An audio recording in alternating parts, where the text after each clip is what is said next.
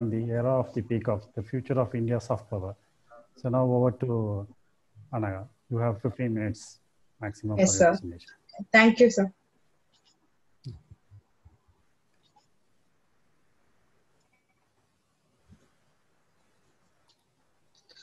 Hope I'm audible and my screen is visible. Yes, but yeah, now it's perfect. Yes, so I would be speaking on the era of peacock, the future of Indian soft power. My research is on the area of Indian soft power diplomacy with special reference to Indo-US relations. And I have done a bit of research on what should be the future roads or trajectory that India should take while dealing in soft power diplomacy. So beginning with the presentation. Yes, we would have a doubt regarding why I have chosen the era of the tiger, the era of the elephant, because elephant is recognized as the national heritage animal and tiger the national animal. The thing being, tiger has been recognized as national animals for many other countries, and elephant is recognized as the national animal for Ivory Coast. And elephant also has many other Asian connotations while we look into it. But peacock has been till now considered as what you would say, a pride of India, a pride in which India alone can, harness her rights to. So that's why I have titled the paper so. Quickly going to what is soft power. Power has never flowed solely from the barrel of a gun. Even the most brutal dictators have relied on attraction as well as fear. This is what the person or the theorist who propagated soft power said about it. And soft power, though in practice for a very long time, came to be recognized in the academic circles from the latter half of 1980s through the works of Joseph Nye. He has described soft power as the ability to get what you want through attraction rather than coercion or payment. It arises from the attractiveness of a country's culture, political ideas, and policies. That is what I have tried to propagate through the images here. Soft power is thus comprehended as the ability to attract and influence others and achieve one's goals and agenda, satisfied without the use of coercion or force. It is an important foreign policy tool, given the inherent difficulties in using hard power in an interdependent system, which also has a number of nuclear states. So I believe that the importance of soft power is arising in this globalized era. Now, coming to how exactly could India use or reassess its soft power potential? And I believe India has not yet completely reassessed its soft power potential or tried to engage in soft power diplomacy in a greater degree. So quickly going through as to how India could do this. So India could use its soft power assets to gain recognition as a vital power in international affairs, surpassing major competitors in the race as China, Indonesia, and Japan from Asia, South Africa from Africa, and Brazil from the South American continent. India and China, after all, are the world's only major states that embody grand civilizations, which are capable of being portrayed as soft tools. India should compete for the title of soft superpower. There's a report which is released by the Portland institution, which is called the Soft Power 30 report. And this index produces ranks India in a much lower rank than anticipated. The ranking of India is below as US, Japan, and European nations. And to be specific, we are below China. The 2016 edition of the Soft Power 30 report identifies India as a country to watch, asserting that India was likely to climb up the top 30 in the near future. But unfortunate enough, even the 2018, 17, 18, 19 reports have shown, in fact, the rank of India coming up. There are various factors for the low rank in the index, ranging from corruption, poverty, inequality, gender inequality to pollution. The global perception of India can be altered to a great extent if India emerges as an environment-friendly nation willing to combat climate change and help other nations also do the same. Because nowadays it is environmental security and other perspectives of human security other than the traditional aspects of human security that international affairs is now largely focusing and dealing upon. The censoring and resistance of greater freedom has limited China's ability to apply and handle these soft power elements. India should learn to take advantage of this situation. India was formed with a democratic constitution and political structure, a challenge that China yet has to overcome. India has to utilize this to augment its soft power. India has to realize its soft power sources, and the government of India should focus on building wings for cultural diplomacy, tourism diplomacy, and knowledge diplomacy. Three arenas which we are not clearly focusing more on. The non-state agents of soft power should also be monitored by the state and its agencies if India wishes to expand its soft power and the competence of the same. Quickly, let me just brief as to how many thinkers and theorists have given guidelines for assessing the power of a state. So Eric Ringman, he has set forth three guidelines for assessing powers of a state. As he says, the capacity of a state to reflect, capacity to mobilize resources, and the capacity for conflict resolution resulting from domestic and international changes. And if we look carefully into these three arenas as such, we could see that India is not faring really well on especially the third arena. Though the first and second, we could argue that India is coming forward. Baldev Raj Nair and TV Paul, they have also enumerated certain characteristics to be identified as major powers, which include the military, economic, technological knowledge, demographic advantage, leadership role in international institutions, culture, state capacity, strategy, and national leadership. Though the first four, they have been categorized as elements of hard power. Lately, we would see that there are many theorists who are identifying the latter five as the economic ability, technological knowledge, and scientific developments are now, to a larger extent, considered as tools of soft power propaganda. Shashi Tharoor has, of course, summarized this saying that it is not the side with the bigger army that wins, and it is always the country that tells a better story that prevails. And for this, what we need essentially is soft power. For this task to be made easy, it is essential for branding and, in certain aspects, rebranding our country. So before I go into the table of the ranking that India has, according to the Portland report that I had mentioned about before, the soft power 30 ranking.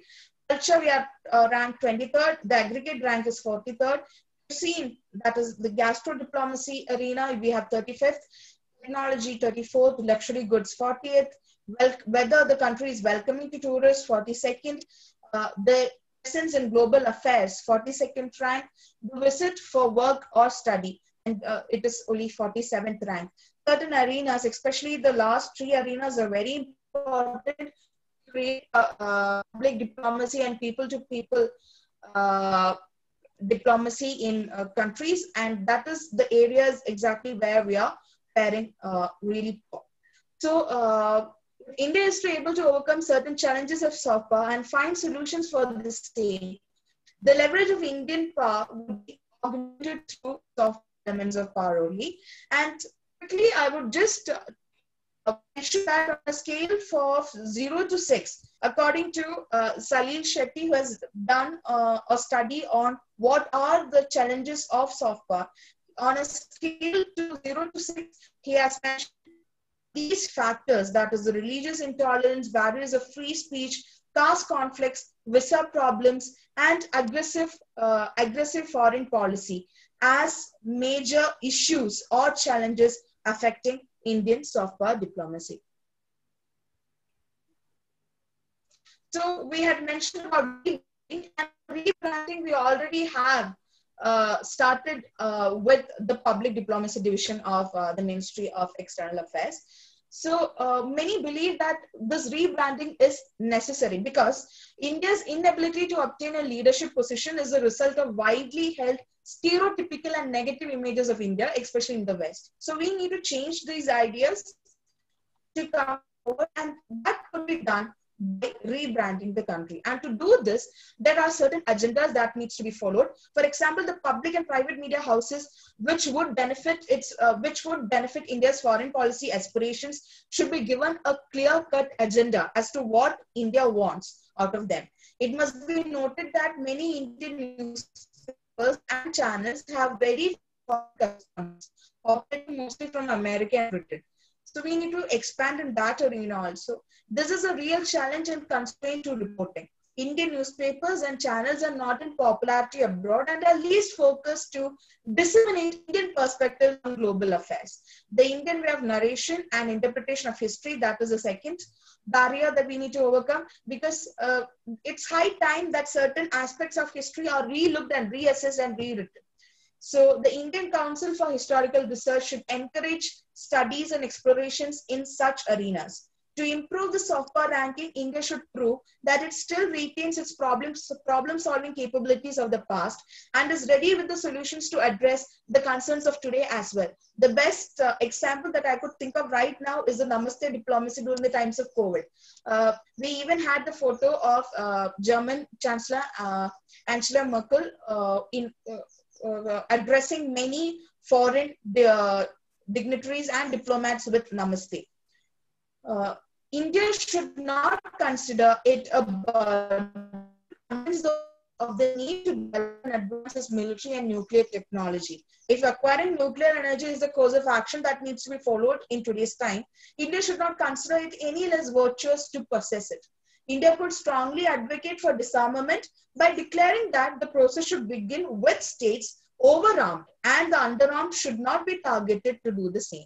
India could use its soft power to declare that India is a power to be closely understood. It should no longer consider virtues that are developed from weakness. We should make those virtues, we should not consider them virtues, we should consider them as weakness itself, and we need to overcome them. While combining India's digital reach with a larger diplomatic presence abroad, India will be better able to explain itself and its aim to the world, as well as reveal new platforms to engage international audiences with formidable cultural assets. Indian universities and think tanks need to be evolved further in the framing and development of foreign policy, something that we don't quite see happening in India. It is necessary to build proficiency and create erudites in the field of area studies or regional studies to better understand the region. Indian think tanks are not even able to feature in world's top 20 think tanks. The first think tank that we would see is the Observer Research Foundation, which is ranked in the 23rd position. Of course, the Takshila Foundation is to make a difference, like many are claiming to. And I believe one day the SIS, GIS would also be evolve to the position of a think tank.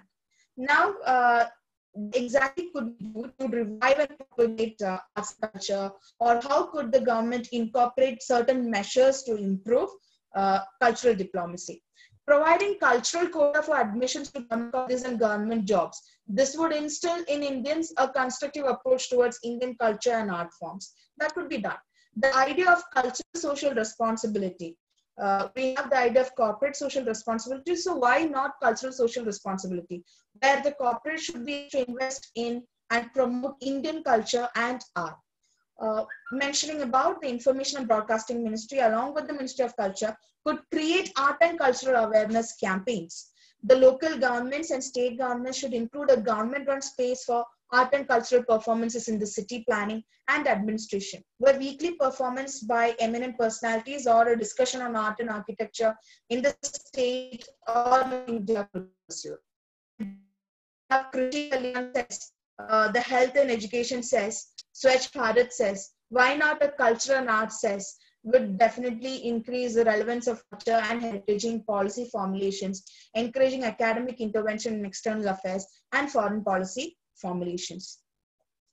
It's a very welcoming step that the government has included a lot of money for cultural promotion in its latest budget. Furthermore, India, as part of nation branding and soft power production, apart from supporting think tanks and non-governmental organizations and government agencies, should invest in conducting more international sport events and award ceremonies. India really lacks in the front of sports diplomacy, and we could invest more on this arena also. When you have awards like the Oscars and the Berlin International Film Festivals like Golden distributed, why not think of more awards and prizes to be handed out from India, the international platform, which are famous like the Nobel Prize of Norway or the Sakharov Prize of European Parliament, or let's say the Confucius Prize of China. So what we are left with is Bharat Ratna, Indira Gandhi Prize for Peace, Disarmament and Development, and the Jawaharlal Nehru Award for International Understanding. We need to build more awards which clearly would propagate to the rest of the world, especially our neighbors, what their credentials are. And educational support which we are giving to foreign students, India should ensure that these selected members of the younger generation of a country develop a taste for India and become ambassadors of Indian interests and policy initiations. The government should try and lure more foreign students into Indian universities. Indian languages and culture could be imparted to the world if centers are established for the same. China has ensured this through the Confucius Center built in various regions. India should try and develop centers with similar parameters. A focus on developing India's multicultural attributes is essential for enhancing the soft power attributes of the country. ICCR should engage not only in setting up centers promoting Hindi language and the associated culture with it. We have nearly 24 set up till August 2020, but we should also encourage research and promotion of the classic languages and other regional languages associated with various cultures in India. Like China, India should not focus on a monoculture trajectory. That's what I'm trying to say. India's diversity is essentially India's biggest soft power, and that is underutilized. Being influential force in the institutions and organizations of international reputation will have a better standing for India. India should don the image of a naysayer in many global platforms and portray its image as a negotiator aiming for global welfare. This aspect of diplomacy could enhance the Indian soft power. Courses encouraging diplomacy and policy analysis and international relations should be promoted with government interventions towards this end. The image of this naysayer and mediocre negotiator should be no longer a baggage to India while participating in international platforms and forums. So that again would help us come out of the shell of being a power in the 21st century. Thank you. I hope the presentation made sense. Thank you. Thank you, Anagha, for the interesting presentation on soft power. You brought out from the concept of soft power and